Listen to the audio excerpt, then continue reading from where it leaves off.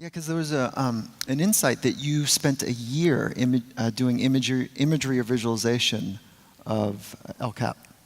Is that? No, probably more, really. I mean, so I first started thinking about free soloing El Cap in 2009, I guess. Basically, the year after I soloed Half Dome, I started thinking, like, all right, El Cap is next, because that's the obvious thing. It's the next bigger, harder objective.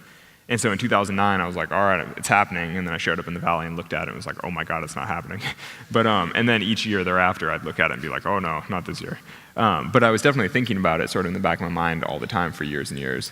And then it wasn't until sort of the year and a half before I actually did it that I started being more conscientious about it. And were you structured in seeing those images? No, I mean, mostly I sort of tried to give myself enough empty time that my mind would just naturally gravitate towards it. For the full month before I actually soloed El Cap, I erased all the social media off my phone, so I couldn't just mindlessly waste time.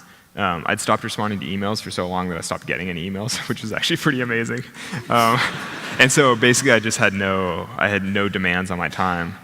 And then my girlfriend left for periods of time, and so I was just by myself in my van, which sort of reminded me of the good old days, reminded me of 2006, 2007, when I was desperately single and just all I can do is climb all the time.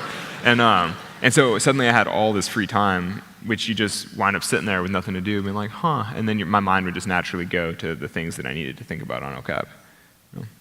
Okay, but so in our I find it really hard to intentionally, now I'm going to sit down and visualize for an hour. That's not what I need is just 5 hours in an afternoon with no plan, where I can just lose an hour or two sitting there being like, and then the left hand, and then the right hand, the right hand first, and then the left hand, and then just have some time to think about it.